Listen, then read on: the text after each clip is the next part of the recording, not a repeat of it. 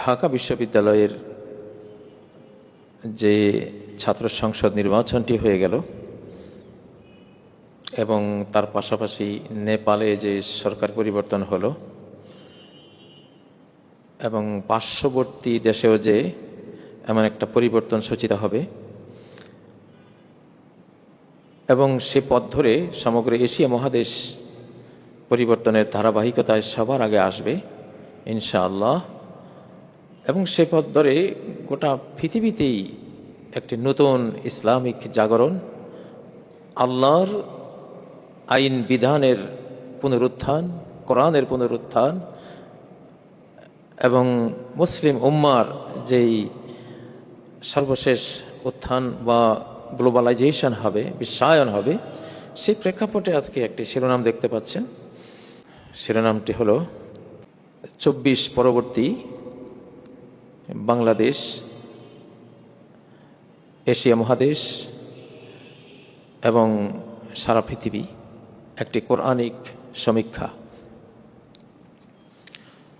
প্রিয় বন্ধুরা, কোরআন তো এটা হলো লেন্স, এটা হলো চোখ, কোরআনিক চোখ দিয়ে, এক একটি আয়াত এক একটি চোখ, এই চোখ দিয়ে আপনি দেখতে পারেন।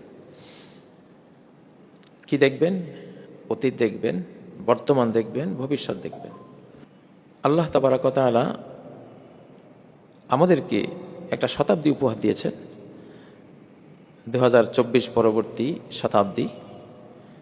এটি ইসলামের, এটি কোরআনের, এটি আধ্যাত্মিক, এটি মুহাম্মদ সাল্লাল্লাহু আলাইহি সাল্লামের, ইমাম মাহদির, হযরত ঈসা আলাইহিস সালামের, এবং এটি আল্লাহর শতাব্দী। এখানে সরাসরি আল্লাহর হস্তক্ষেপে সব কিছু ঘটবে, মিরাকল, অলৌকিকভাবে ঘটবে, ঘটছে, এমন সব কিছু ঘটছে যেটাকে কল্পনাও করতে পারবে না। ফাআতাহুমুল্লাহু মিন হাইসু লাম ইয়াহতাসিবু, আল্লাহ তাদেরকে আক্রমণ করলেন এমন পন্থায় যে এই পন্থায় আক্রমণ আসতে পারে তারা কল্পনাই করতে পারেনি। আসলে 1947 সালে এই মানচিত্র কোরআনের জন্য আমরা নিয়েছিলাম, ইসলামের জন্য নিয়েছিলাম। মানচিত্রের বিশাল অংশ আমরা মূর্তি পূজারীদের জন্য ছেড়ে দিয়েছি, আর একটা অংশ আমরা আল্লাহ পূজার জন্য, আল্লাহর ইবাদতের জন্য, ইসলামের জন্য আমরা নিয়েছি। এটা সেই মানচিত্র। এখানে ইসলাম থাকাটাই স্বাভাবিক, ইসলামিক কালচারই এখানে খুবই যুক্তিসঙ্গত, ইসলামিক ধর্মীয় অনুশীলন, অনুশাসন এখানে খুবই খাপ খাওয়া একটা জিনিস। এটাই এখানকার লোকপ্রথা, দেশপ্রথা, লোকজ সংস্কৃতি, আখলাক, চরিত্র। এজন্যই ঢাকা বিশ্ববিদ্যালয়ে যে বিজয়টা হয়েছে, এটা ইসলামের বিজয় হয়েছে শিরকের উপর, একটি ঈমানের বিজয় হয়েছে কুফরের উপর, ইখলাসের বিজয় হয়েছে মুনাফিকের উপর, পবিত্রতার বিজয় হয়েছে চারিত্রিক অপবিত্রতার উপর, বেহায়াপনা, বেলাল্লাপনার উপর এই নির্বাচনে বিজয়ী হয়েছে সম্ভ্রম এবং নারীদের পবিত্রতা, মর্যাদা, তরুণ তরুণীদের পবিত্রতা এবং একটা স্বচ্ছতা, এসব কিছুরই একটা বিজয় হয়েছে। আলহামদুলিল্লাহ। আমরা আগে থেকেই এই শতাব্দীর বৈশিষ্ট্য থেকে আমরা জানতাম, আধ্যাত্মিক ইনফরমেশনগুলো থেকেও জানতাম যে এমনটা ঘটবে, আল্লাহ ঘটাবেন। কোরআন তাই বলে, সুন্নাহ তাই বলে, আধ্যাত্মিক ইনফরমেশনগুলো তাই বলে। আলহামদুলিল্লাহ, সেটা হয়েছে। গত শতাব্দীর রাজনীতি এই শতাব্দীতে চলবে না, এটা এখন অচল মুদ্রা। গত শতাব্দীর যে দুর্নীতি, যে চৌর্যবৃত্তি, যে রাজনীতিবিদদের বা সরকারি পদবি নিয়ে রাষ্ট্রীয় সম্পদ চুরি করা, রাষ্ট্রের সম্পদ চুরি করা, আর নারী জাতির সম্ভ্রম চুরি করা, লুট করা, দুটাই কিন্তু ওয়েলথ বা সম্পদ। এই উভয় সম্পদ লুট করার যেই নীতি নৈতিকতাহীন অপবিত্র রাজনীতি ছিল, এটা এখন অচল, অচল পয়সা, অচল মুদ্রা, এটা আর এখন চলবে না। আল্লাহ তাআলা এটা পরিবর্তন করে দিয়েছেন। যেহেতু আমাদের তরুণ সমাজের মধ্যে পরিবর্তন চলে এসেছে, তরুণীদের মধ্যে ভাবের বিশাল পরিবর্তন হয়েছে। নোংরামি এখন আর কেউ পছন্দ করে না, দুর্নীতি তারা পছন্দ করে না, এবং অনৈতিক জীবনযাপন থেকে মোটামুটি ত্যক্ত বিরক্ত হয়ে তারা সরে এসেছে। তো এখানে সূরা আর-রা'দের একটি আয়াত রয়েছে, ইন্নাল্লাহা লা ইউগাইয়িরু মা বিকওমিন হাত্তা ইউগাইয়িরু মা বিআনফুসিহিম। আল্লাহ তাআলা একটা জাতির মধ্যে যা কিছু আছে, সুখের বা দুঃখের, উন্নতির বা পতনের, যা কিছু অবস্থা বিরাজ করছে তার বর্তমানে, এইটা ততক্ষণ পরিবর্তন হবে না যতক্ষণ না সে নিজেকে পরিবর্তন করে। তো আলহামদুলিল্লাহ, আমাদের বর্তমান প্রজন্ম ব্যাপক জ্ঞান বিজ্ঞানের ভিত্তিতে, কোরআন ও সুন্নাহর জ্ঞানের ভিত্তিতে মিডিয়ায় সহজলভ্য সকল ইসলামিক জ্ঞান, ইসলামিক মনোথিজম, ইসলামের তাওহীদ এবং ঈমান, ইসলাম, ইহসান এবং কিয়ামত, পরকাল, এইসব আইডিয়াগুলো পরিপূর্ণভাবে মিডিয়ার মাধ্যমে তারা পেয়ে গেছে আলহামদুলিল্লাহ। সেজন্য তাদের ভিতরটা চেঞ্জ হয়েছে। তারা এখন আল্লাহকে চায়, তারা এখন ইসলামকে চায়। আমাদের নারী সমাজ এখন শালীনতাকে পছন্দ করে, একটা পবিত্র জীবন যাপন করতে চায়, পবিত্র চরিত্রের তরুণদেরকে তারা পছন্দ করছে। একটা বিশাল পরিবর্তন হয়েছে। আমাদের দেশের এক শ্রেণীর বিভ্রান্ত মানুষ, যারা ভাবতো যে চিরকাল বুঝি এই গুমরাহি এই দেশে থেকে যাবে, তাদের সেই ভাবধারা এখন তাদের মন থেকে বিদায় হওয়ার শুরু হয়েছে আলহামদুলিল্লাহ। প্রিয় বন্ধুরা, তো আজকে যেটা অত্যন্ত খুশির সংবাদ, আগামী দিনে আরও অনেক বড় খুশির সংবাদ রয়েছে আমাদের কাছে। আমাদের এগুলো কোনো আন্দাজ বা আইডিয়া না, আমরা যেগুলো বলছি যে একটা আইডিয়া করে বলছি, শুধু গবেষণা না, শুধু গবেষণা না, এখানে ইনফরমেশন আছে। এই যে ডাকসু নির্বাচন যেটা হয়ে গেল, এটার আদলেই হবে আগামী বাংলাদেশের রাজনীতির গতি প্রকৃতি ইনশাআল্লাহ। এটা বিশাল একটা বার্তা, এবং আধ্যাত্মিক ইনফরমেশনও এটাই বলছে যে সামনে আল্লাহ তাআলা এই দেশটি আলেমদের হাতে তুলে দেবেন, ইসলামিস্ট যারা তাদের হাতে তুলে দেবেন, ইসলামিক চরিত্র যারা ধারণ করে তাদের হাতে তুলে দেবেন। অলরেডি দিয়েছেন, এটা এখন বাস্তবায়িত হবে। আপনি যদি এই বাংলাদেশের রাজনীতি পছন্দ করেন, বাংলাদেশে আপনি কিছু করতে চান, আপনাকে ইসলামিক ধারায় আসতে হবে, না হলে আপনি পাবেন না। আকাশ, এটা আকাশের সিস্টেম। আকাশ এখন এই পৃথিবীকে সরাসরি নিয়ন্ত্রণ করছে, এজন্য সব অকল্পনীয় ঘটনা ঘটছে। আমরা আগেও বলেছি, রাজনীতির তিনটা পিলার আধ্যাত্মিক ইনফরমেশনে এটা পাওয়া যাচ্ছে। একটা হলো ইসলামিক। যে কোনো দল, আপনাকে সত্যভাবে ইসলামিক হতে হবে। ক্ষমতা পাকাবার জন্য টুপি মাথায় দিয়ে, পাঞ্জাবি পরে, একটু দোয়াছে, পরে দুনিয়ার সব শয়তানি করা, সেই ধার্মিকতা এখন আর চলবে না। ইসলামিক হতে হবে একবারে সত্যভাবে, মনে প্রাণে প্র্যাকটিসিং মুসলিম, ব্যবহারিক মুসলিম। আপনি আপনার ব্যক্তিগত, পারিবারিক, সামাজিক, রাষ্ট্রীয় জীবনে আপনি ইসলামকে ফলো করতে চান, এই মন নিয়ে যারা আসবেন তারা রাজনীতিতে ভালো করবেন ইনশাআল্লাহ, অংশ পাবেন, নাহলে পাবেন না। কারণ এটা ইসলামের শতাব্দী, আপনি শতাব্দী না বুঝলে তো হবে না। অতীতের রাজনীতি এখন বাদ। তো ইসলামিক হওয়ার মানে কি? আপনাকে লা ইলাহা ইল্লাল্লাহ অন্তরে ধারণ করতে হবে, মুখে বলতে হবে। ৭১ বলা হয়েছিল লা ইলাহা ইল্লাল্লাহকে বঙ্গোপসাগরে ডুবিয়ে দেওয়া হয়েছে, পার্শ্ববর্তী দেশের প্রধানমন্ত্রী বলেছিলেন। তো তারা তো আসলে আমাদের উপরে যখন তারা কোনো প্রভাব বা আধিপত্য বিস্তার করতে চায়, মূলত সেটা চায় কেন? শুধু ঈমান, ইসলাম, কোরআন, আল্লাহ রাসূল, লা ইলাহা ইল্লাল্লাহ মুহাম্মাদুর রাসূলুল্লাহ, এইটার কারণে, এবং এটাকে দাবিয়ে দেওয়ার জন্যই তারা এই দেশে সমস্ত চক্রান্ত ষড়যন্ত্রের জাল বুনে। এটা তো আল্লাহ জানেন। ডাকসু নির্বাচনে ইসলামিক আমাদের তরুণ তরুণীরা তারা বিজয়ী হয়েছে ইসলামের বরকতে। সরাসরি আল্লাহ বিজয় দিয়েছেন, সরাসরি আল্লাহ তাআলা ছাত্রছাত্রীদের অন্তর নিয়ন্ত্রণ করে নিয়েছেন।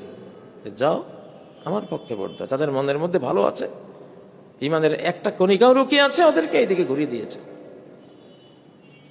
এবং তারা বাংলাদেশ প্রেমিক, এবং তারা বাংলা ভাষাকে মর্যাদা দেয়, মাতৃভাষার মর্যাদা দানকারী। কারণ আসলে কোরআন যারা পড়ে তারা মাতৃভাষায় মর্যাদা না দিয়ে পারে না। যেখানে সরাসরি সূরা ইব্রাহিমের 4 নম্বর আয়াতে আল্লাহ নিজে বলেছেন, ওমা আরসালনা মির রাসূলিন ইল্লা বিলিসানি কওমি, আমি প্রত্যেক রাসূলকে স্বজাতির ভাষায় প্রেরণ করেছি। এছাড়া কোনো একজন রাসূলও, মানব জাতির যে টিচাররা, কোনো একজন টিচার পয়গম্বর আমি মাতৃভাষা ছাড়া অন্য ভাষা দিয়ে তাদেরকে প্রেরণ করিনি। সকল দাওয়াত, সকল শিক্ষা চলবে মাতৃভাষায়, কারণ মাতৃভাষায় সব জিনিস ক্লিয়ার বুঝতে পারে ওই দেশের অধিবাসীরা। আর ক্লিয়ার বুঝের সাথেই হেদায়েত আর গুমরাহি জড়িত।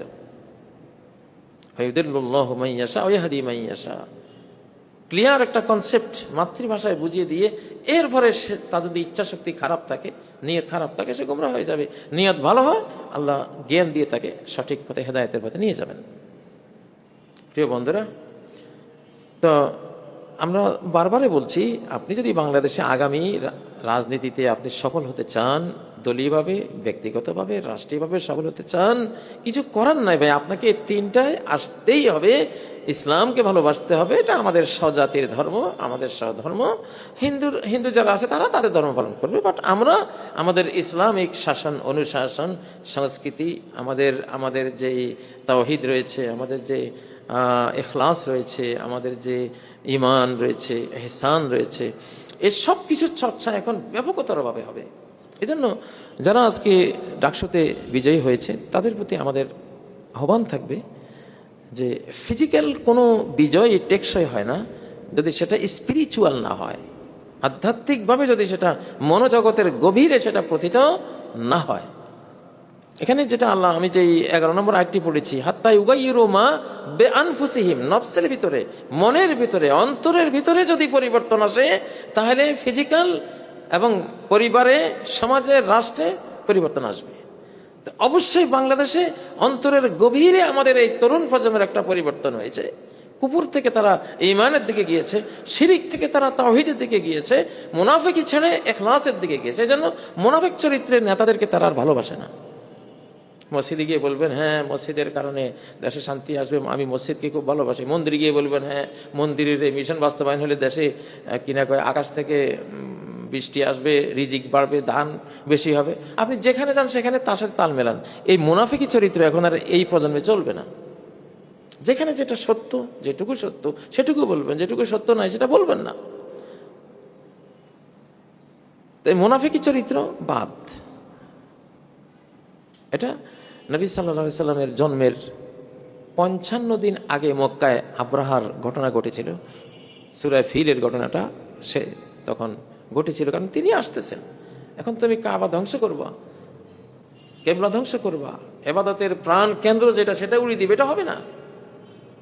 তাকে আল্লাহ সরিয়ে দিয়েছে।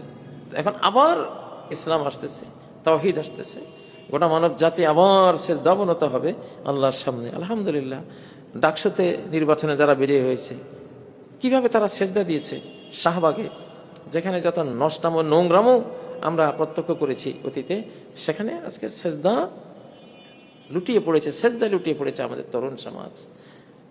এটা মেসেজ যে হ্যাঁ এটাই আসতেছে, সেজদা আসতেছে, প্রেয়ার, সালাত আসতেছে। সামাজিক একটা মানবিক অর্থনীতি আসতেছে। মানুষ এখন পরোপকার শিখবে, স্রষ্টার হক দেবে, সৃষ্টির হক দেবে। প্রিয় বন্ধুরা, তো রাজনীতিকদের জন্য এটা বিশাল মেসেজ ডাকসু এই নির্বাচনটি। এটা শুধু ঢাকা বিশ্ববিদ্যালয়ের পরিবর্তন নয়, দেশের সমস্ত বিদ্যালয়ের পরিবর্তন এবং দেশের প্রতিটি সমাজ, প্রতিটি গ্রাম, পরিবার, মানুষের পরিবর্তন সূচিত হয়ে গেছে অলরেডি। আল্লাহ সেটাই চান। আমি তো খুব আশা করি যে আগামী সংসদ আলেমরা চালাবে, ইনশাআল্লাহ ইসলামিকরা চালাবে। আপনারা আলেমদের সাথী হয়ে যান, আপনারাও সবার ধর্ম তো আমরা যারা মুসলিম, আমাদের ধর্ম কি? ইসলাম। আপনি ইসলামের বাইরে গিয়ে পারবেন না। ইসলামের বাইরের জীবন আল্লাহ খুব ঘৃণা করেন। এখন যে এই যে বিভিন্ন ধরনের ফাসাদগুলো সমাজে ঢুকেছে, যেমন কে জানি একজন বলল, ডাকসুর কোনো এক দায়িত্বশীল ছেলেই তো বলল যে বান্ধবীর কাছে যেতে পারবো না, এটা কি কোনো আইন হলো? আমি পাশ করলে আমি বান্ধবীর কাছে যাওয়ার সমস্ত একবারে ব্লাঙ্ক চেক দিয়ে দেব।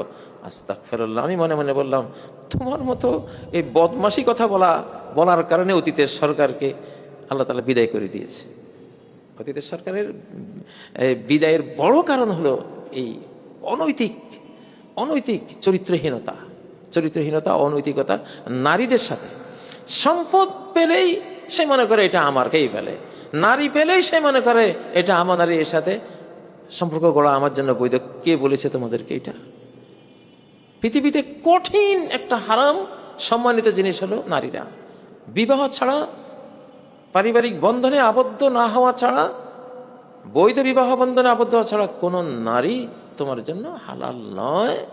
ঘৃণিত হারাম, নিকৃষ্ট হারাম, জাতি বিধ্বংসী হারাম। মানব জাতির সন্তানরা কলঙ্কিত হয়ে যায়, নষ্টভ্রষ্ট হয়ে যায়, অটিস্টিক প্রতিবন্ধী হয়ে যায়, ওরা মিসগাইড হয়ে যায় এই কর্মের কারণে। সেই কর্মের আশা অন্তরে পোষণ করে তোমরা যদি ক্ষমতা চাও, তাহলে তোমাদের ক্ষমতার স্বপ্ন দেখা লাগবে না, বিদায় হয়ে যাও। কারণ এটা সেই শতাব্দী না, এটা পবিত্রতা শতাব্দী।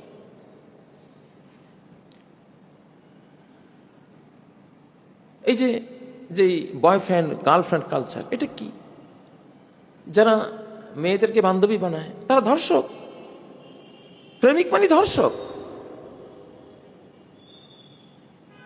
একটা স্ত্রী নয়, যে বৈধ বিবাহিতা স্ত্রী নয়, তার দিকে নজর দিলে নজরের ধর্ষণ এটা। তাকে টাচ করলে এটা পরশের ধর্ষণ। তার দিকে হেঁটে গেলে হাঁটার ধর্ষণ এটা। তার কথা কল্পনা করলে কল্পনার ধর্ষণ। জিনাল আইনি আল নজর, অজিনাল ইয়াদ আল বতস, অজিনাল আর রিজিল আল মাসি। হাদিসে আছে না এগুলো মহানবীর শিক্ষা? তাহলে কিভাবে তোমরা রাজনীতিতে সফল হবা যদি এই নোংরা চরিত্রের কথা তোমরা ওপেন ঘোষণা করো যে হ্যাঁ, বান্ধবীর কাছে আমার যাওয়ার অধিকার দিতে আস্তাগফিরুল্লাহ, ধর্ষণের অধিকার। আমাদের বাংলাদেশের, আমাদের মুসলিম উম্মার মারা, নারীরা হলো আমাদের সম্রাজ্ঞী। তারা আমাদের ইজ্জত, তারা আমাদের সম্মান, তারা আমাদের মর্যাদা, তারা আমাদের জাতীয় মর্যাদা, তারা আমাদের জান্নাত। তাদেরকে জান্নাতি পথে, পবিত্র পথে লালন পালন করে শিক্ষা দিয়ে আমরা জান্নাত নেব। একটা পিতা মাতাকে যদি আল্লাহ পছন্দ করেন, তার ঘরের প্রথম সন্তান আল্লাহ দেন মেয়ে। কারণ সে আল্লাহর মায়ার একটা প্রতিবিম্ব, আল্লাহর রহমতের একটা প্রতিবিম্ব।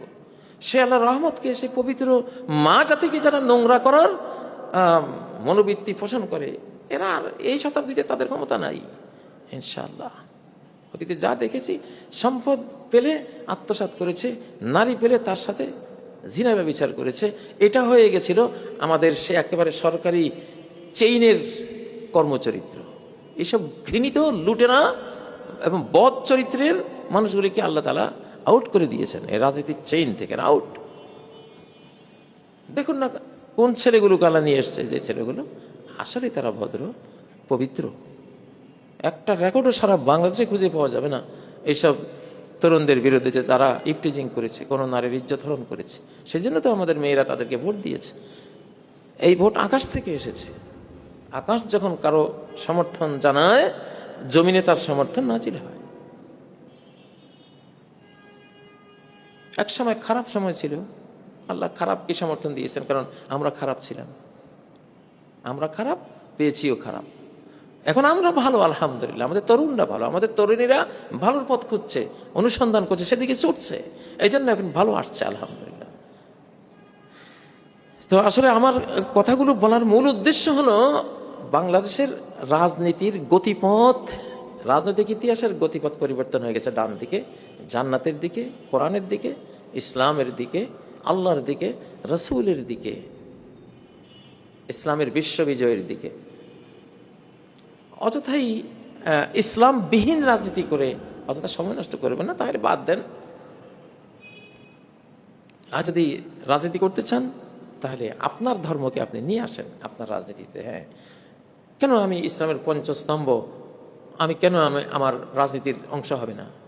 আমি অবশ্যই সালাত পড়ব, আমি ধনী হলে আমি জাকাত দেব, অবশ্যই আমি সিয়াম পালন করব, অবশ্যই আমি হজ ওমরা পালন করব, অবশ্যই আমি কালেমা লা ইলাহা ইল্লাল্লাহ মুহাম্মাদুর রাসূলুল্লাহ যে দাবি, এই দাবি অনুসারে চলব। প্রিয় বন্ধুরা, আল্লাহ তাআলা আমাদের ইসলামের বারাকায় যাদেরকে ক্ষমতা আল্লাহ দিয়েছেন, তোমাদের এখন ফিজিক্যালের পাশাপাশি স্পিরিচুয়াল হতে হবে, আধ্যাত্মিক হতে হবে। ইহসান আন তা'বুদাল্লাহ কাআন্নাকা তারাহ, এমন আল্লাহর বান্দা হবা, আল্লাহু আকবার বলে নিয়ত করলে যেন তুমি আল্লাহকে দেখছো। কোরআনিক নয়ন দিয়ে এক একটা আয়াত, এক একটা ভার্স, কোরআনের এক একটা আয়াত, এক একটা চোখ, এই চোখ দিয়ে যেন তুমি আল্লাহকে দেখতে পাচ্ছ। কে বলছেন এত সুন্দর কথাগুলো? এই তথ্যগুলো কে দিচ্ছেন? তিনি কে? এমন অনন্ত জ্ঞানী কে? তিনি তো আল্লাহ। আন তা'বুদাল্লাহ কাআন্নাকা তারাহ, এটা তো ইহসান।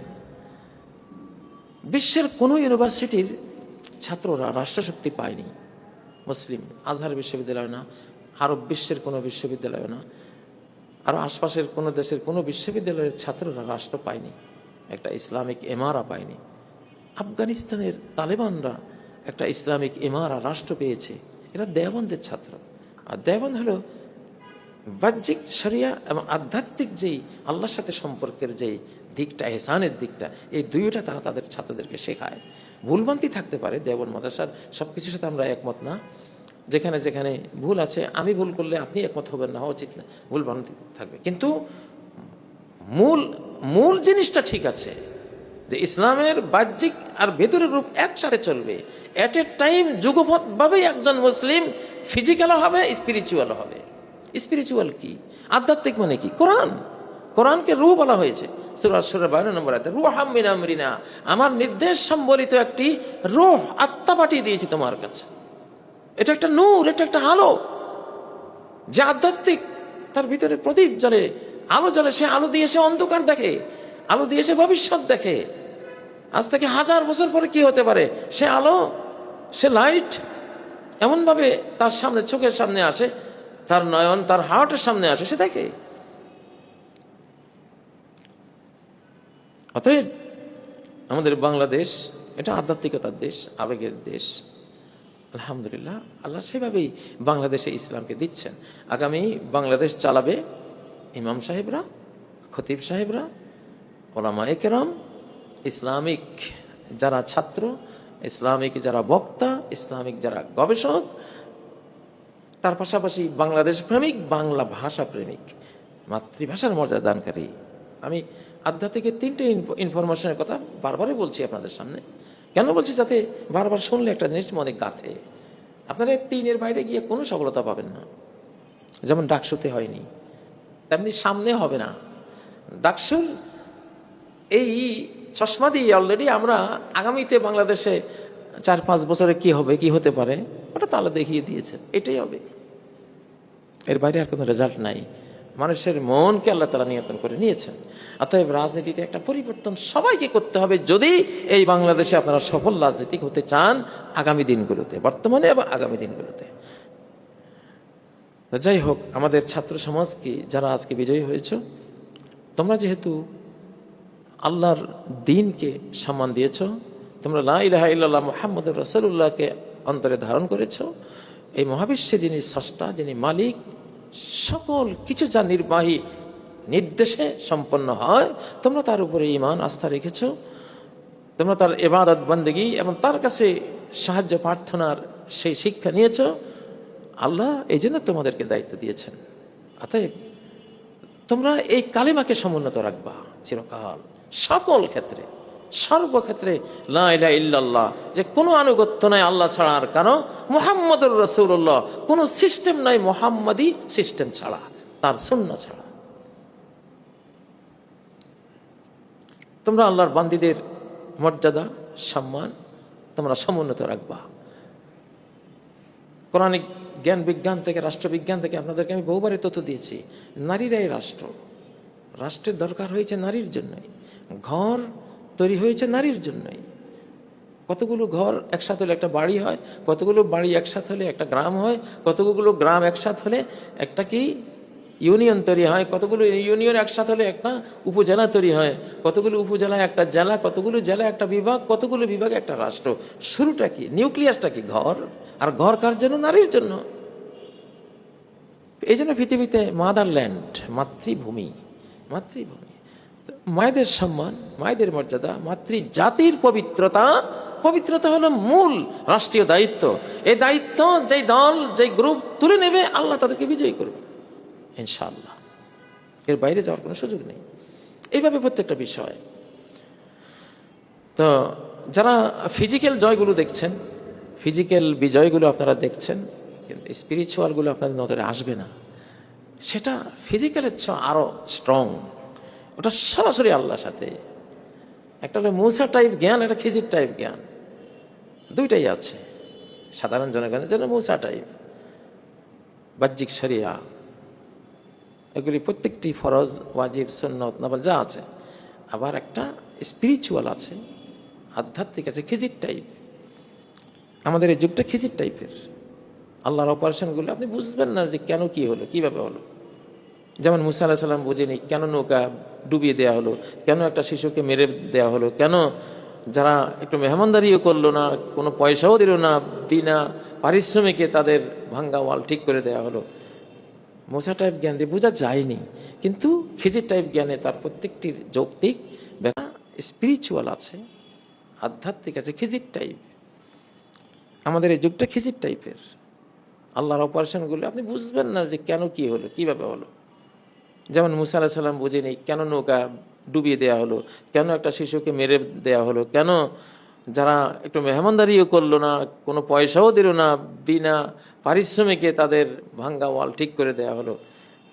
মুসা টাইপ জ্ঞান দিয়ে বোঝা যায়নি, কিন্তু খিজির টাইপ জ্ঞানে তার প্রত্যেকটির যৌক্তিক ব্যাখ্যা ছিল। পরবর্তীতে মুসা আলাইহিস সালাম বুঝেছেন।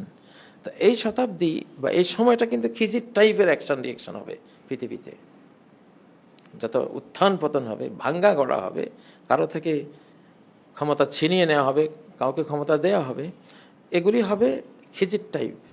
বাহ্যিক কারণ বুঝতে পারবে না। নেপালে কি হলো দেখুন, নেপাল সরকার বাংলাদেশের স্টাইলে পালিয়েছে, মারও খেয়েছে। এশিয়া মহাদেশ এখন পরিবর্তনের প্রাণ কেন্দ্র। বিপুল পরিবর্তন হবে এশিয়া মহাদেশে, তস নস করে দেওয়া হবে সব কিছু।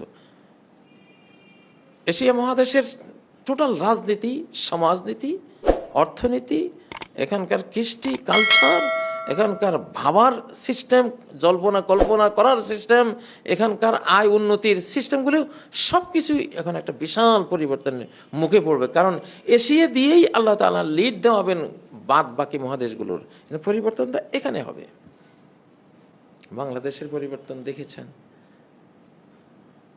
এর আগে শ্রীলঙ্কারটা দেখেছেন, তারপরে সিরিয়ারটা দেখেছেন, এখন নেপালেরটা দেখছেন, কদিন পরে পার্শ্ববর্তী দেশও দেখবেন ইনশাআল্লাহ। এশিয়া মহাদেশ পরিবর্তন হবেই, ব্যাপকতর পরিবর্তন হবে। ধীরে ধীরে এটাকে ইসলামের কাছাকাছি নিয়ে যাওয়া হবে, তারপরে ঘটবে একেবারে ফাইনাল পরিবর্তনটা। সেটা ইমাম মাহদী আলাইহিস সালাম, হযরত ঈসা আলাইহিস সালামের হাতে সংগঠিত হবে, সেদিকে যাচ্ছে।